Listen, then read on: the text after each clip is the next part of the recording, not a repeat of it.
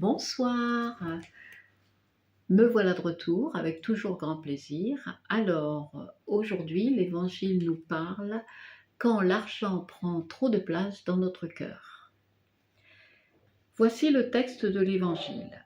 En ce temps-là, Pierre se mit à dire à Jésus, « Voici que nous avons tout quitté pour te suivre. » Jésus déclara, « Amen, je vous le dis, nul n'aura quitté à cause de moi et de l'Évangile une maison, des frères, des sœurs, une mère, un père, des enfants ou une terre sans qu'il reçoive en ce temps déjà le centuple, maison, frères, sœurs, mère, enfants et terre, avec des persécutions et dans le monde à venir la vie éternelle.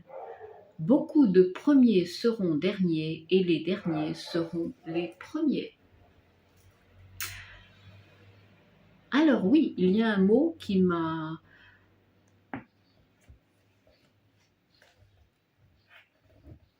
retenu, qui a retenu toute mon attention, c'est le mot persécution. Voilà. Donc Jésus nous dit bien que le suivre ne sera pas facile. Voilà, le mot persécution veut bien dire que le suivre sera très difficile. Voilà, et donc je tenais à le souligner. On va donc reprendre la phrase de Pierre. Pierre qui dit « Nous avons tout quitté pour te suivre. » Je pense que Pierre, quand il dit cela, ce n'est pas avec agressivité, c'est qu'il est en fait en pleine inquiétude, je dirais. En pleine inquiétude. Il ne comprend pas à ce moment-là. Il ne comprend pas.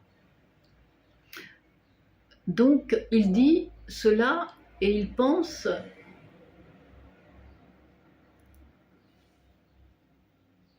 Nous avons tout quitté pour te suivre, mais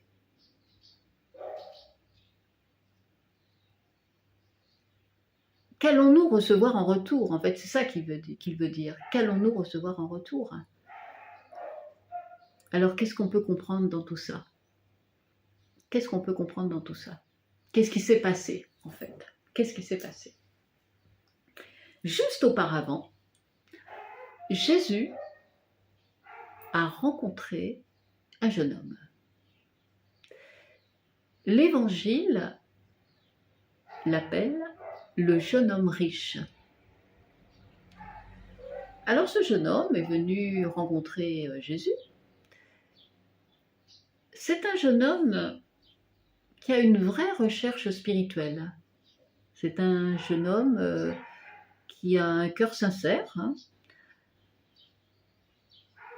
Et il dit à Jésus, « Bon maître, que dois-je faire pour avoir la vie éternelle? » Que dois-je faire pour avoir la vie éternelle? Alors Jésus va lui rappeler les 10 commandements. Et ce jeune homme lui dit, « Mais les 10 commandements, je les respecte depuis ma jeunesse. » L'Évangile nous dit une phrase magnifique. Jésus le regarde avec amour. C'est beau, je trouve ça très très beau. Jésus le regarde avec amour. Alors, Jésus va lui dire, « Vends tous tes biens, donne-les aux pauvres, viens et suis-moi. » Le jeune homme est triste. Il part, car il ne peut pas. Il ne peut pas suivre Jésus, il est trop riche, il ne peut pas se séparer de ses biens. C'est impossible, c'est sa sécurité, il a toujours vécu ainsi.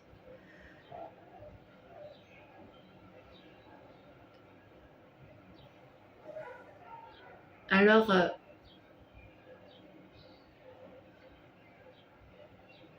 le problème dans cette histoire, ce n'est pas l'argent qu'il faut retenir.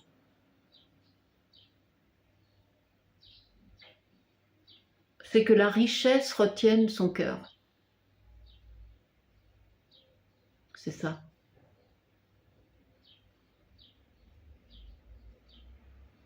Il n'arrive pas, je dirais qu'il n'arrive pas à lâcher ce qui est matériel. En fait, c'est ça. Il n'arrive pas à lâcher ce qui est matériel. C'est ce qui est le plus important.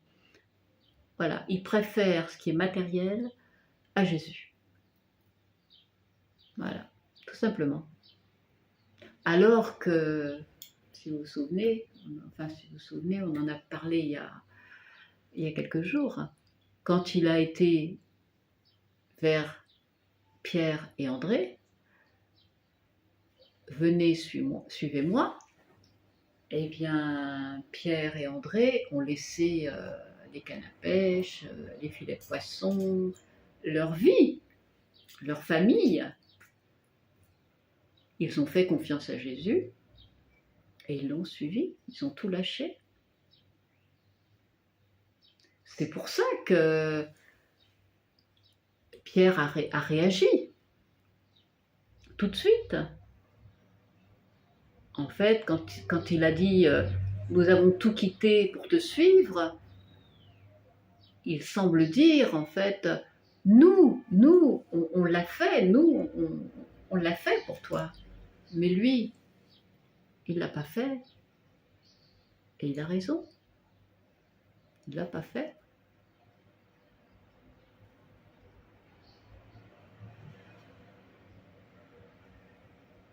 Donc cette histoire nous pose une question très importante. Très importante. Sommes-nous capables d'aider une personne dans le besoin en laissant notre confort de côté,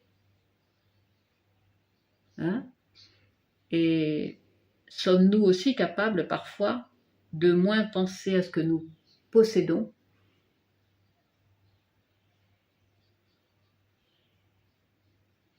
pour penser aux autres? On doit vraiment méditer dessus. Et il y a aussi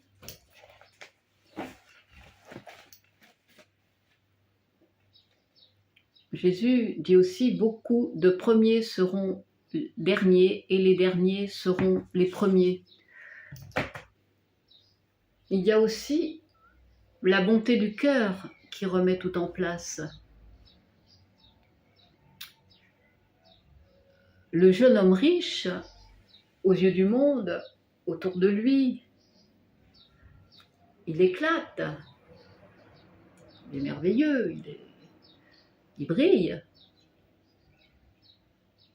Mais il n'a pas suivi Jésus. C'est extérieur, tout ça.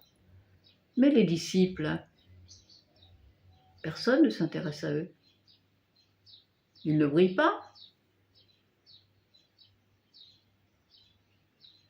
Ils n'ont pas d'importance sociale, dirons-nous. Mais eux ont fait confiance à Jésus.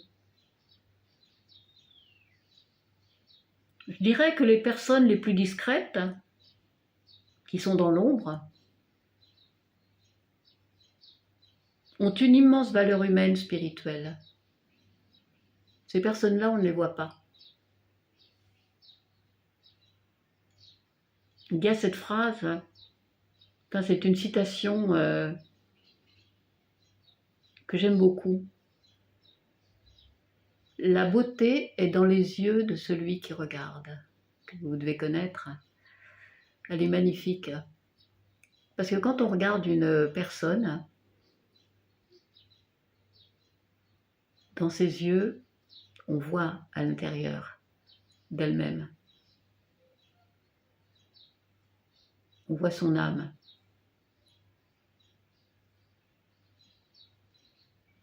Toute sa beauté.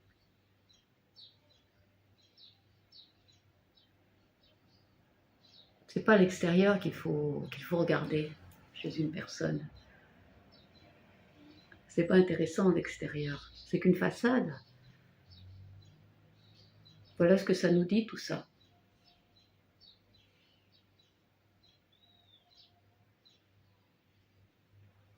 On aura tout dit. Vous m'avez compris.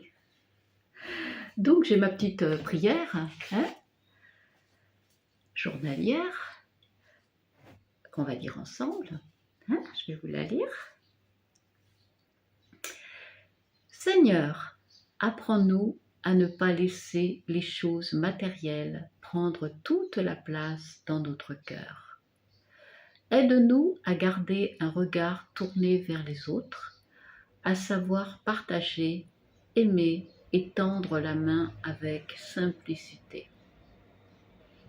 Que notre vraie richesse soit toujours ta paix, ton amour et la lumière que nous pouvons offrir autour de nous.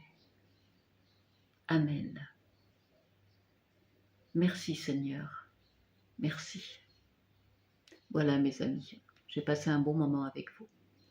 N'oubliez pas la petite cloche, le petit pouce.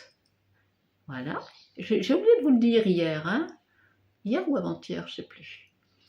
Voilà, je vous souhaite une très belle soirée avec tout mon amour dans la lumière du Christ. Et puis voilà, toujours heureuse de vous retrouver, toujours heureuse. À demain.